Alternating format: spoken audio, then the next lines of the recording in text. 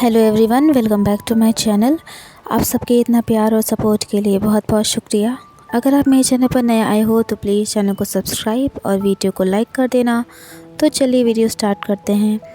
Last part में हमने देखा था कि वांग जी अपनी टीम के साथ ड्रग माफिया को पकड़ने के लिए निकल चुका था। सभी की धड़कनें काफ़ी तेज़ थीं। वांग जी ने एक सुनसान सी जगह पर कार को रोक दिया और सभी टीम मेंबर्स से कहा कि अब हमें आगे का रास्ता पैदल ही तय करना होगा। ये सुनकर सभी टीम मेंबर्स कार से उतर जाते हैं। वांग जी जियांग चंग से कहता है कि तुम न्यू हैसांग और वेनिंग के साथ रहना और मैं वे वुशियान के साथ रहूँगा।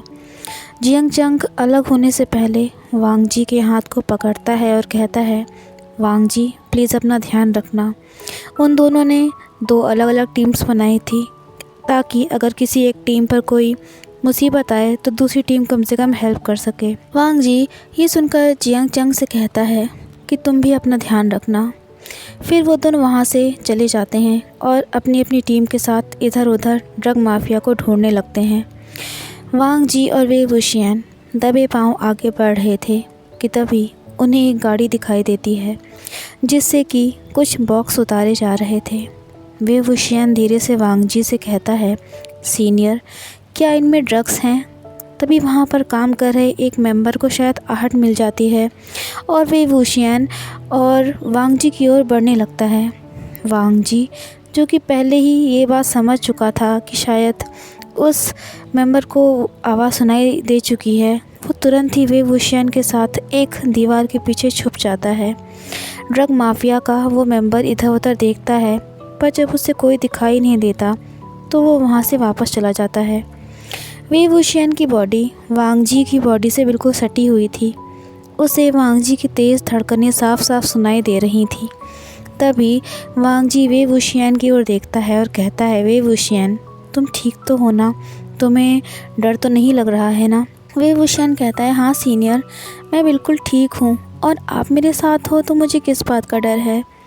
उधर जियांग चंग भी अपने टीम मेंबर्स के साथ था और ड्रग माफिया को ढूंढने की कोशिश कर रहा था।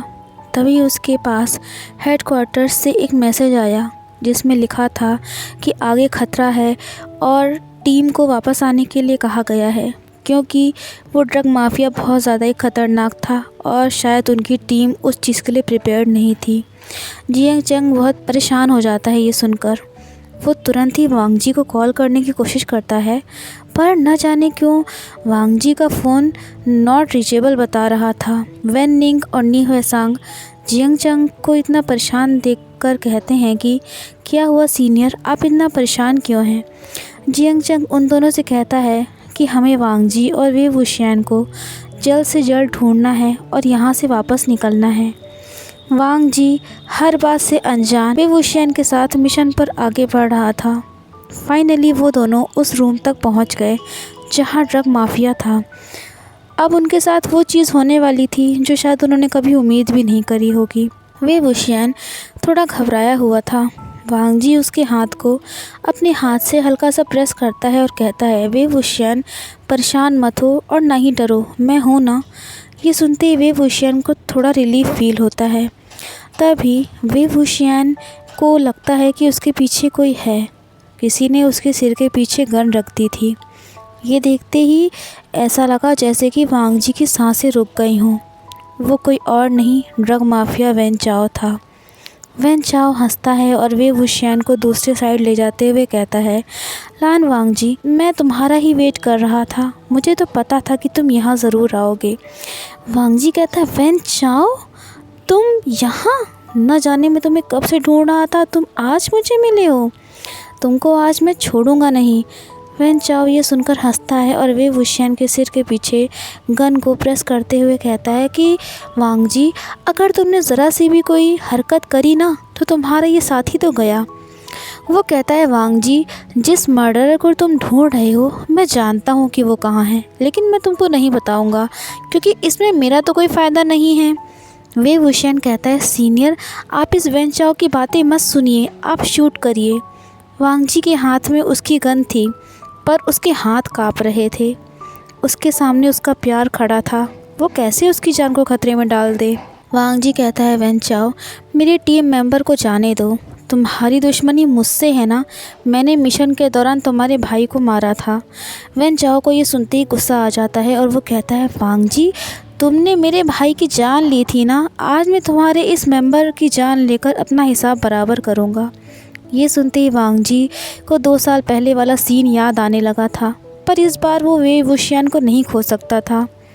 तभी वे वुशियान जब देखता है कि वेन चाओ का ध्यान भटक गया है, तभी वो वेन चाओ को धक्का दे देता है और वांग जी की ओर भागने लगता है।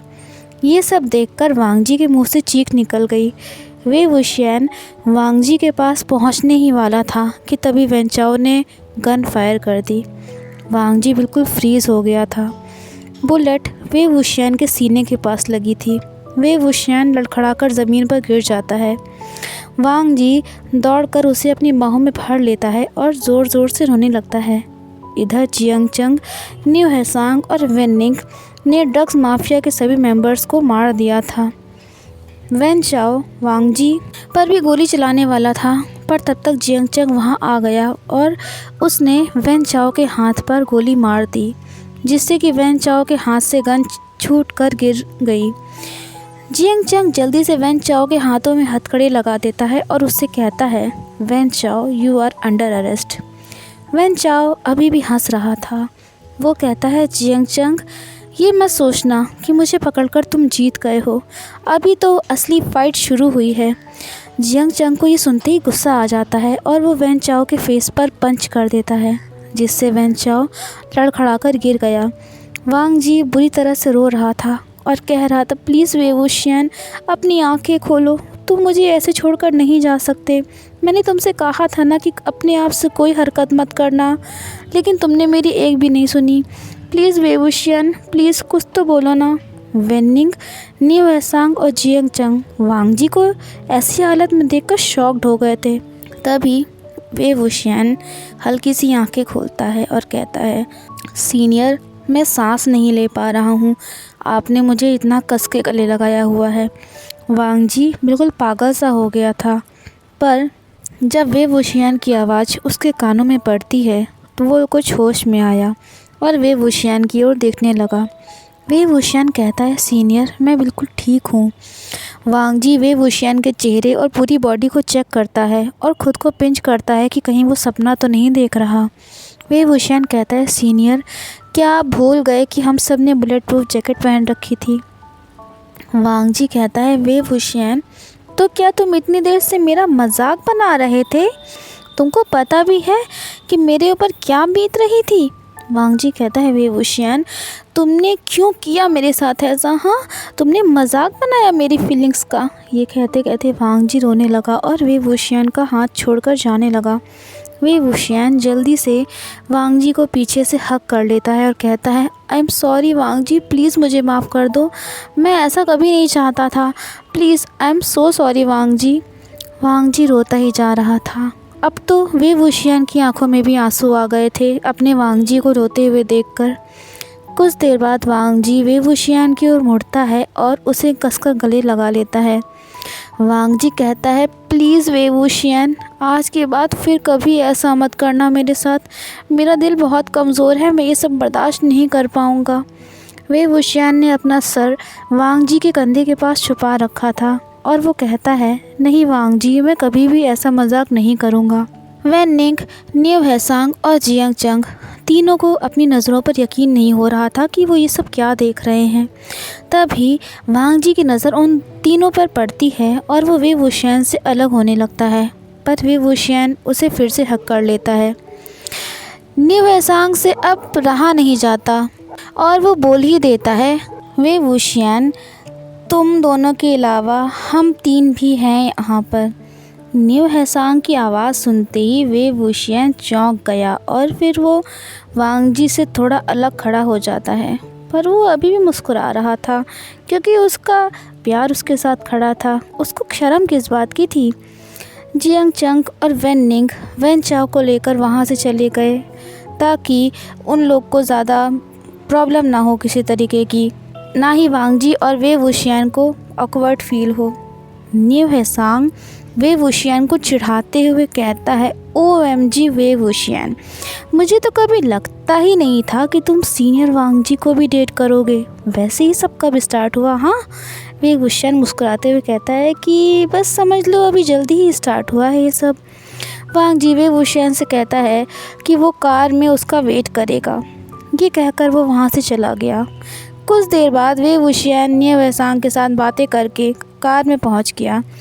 अब वो सब वैन चाओ को लेकर गुसू एजेंसी के हेडक्वार्टर्स वापस आ चुके थे। वैन चाओ की बहुत पिटाई की गई पर उसने कुछ भी नहीं बताया। वो सिर्फ यही कहता रहा कि चाहे तुम लोग कितना भी मुझे पीट लो, मार लो, पर मैं उस मर्डर का पता तुम्हें नहीं बताऊंगा। वांग जी को ये सब सुनकर बहुत ज़्यादा गुस्सा आ रहा था क्योंकि उसको अपना बदला लेना था। फाइनली ये डिसाइड किया गया कि वैन चाओ को 3 दिन की स्पेशल कस्टडी में रखा जाएगा। उसके बाद उससे पूछताछ की जाएगी। जियांग चंग और वांग जी रूम में अकेले थे। चारों तरफ सन्नाटा पसरा हुआ था। तभी वांग जी उस साइलेंस को तोड़ते हुए कहता है, जियांग चंग आई एम सॉरी। जियांग चंग कहता है, वांग जी तुम सॉरी क्यों कह रहे हो?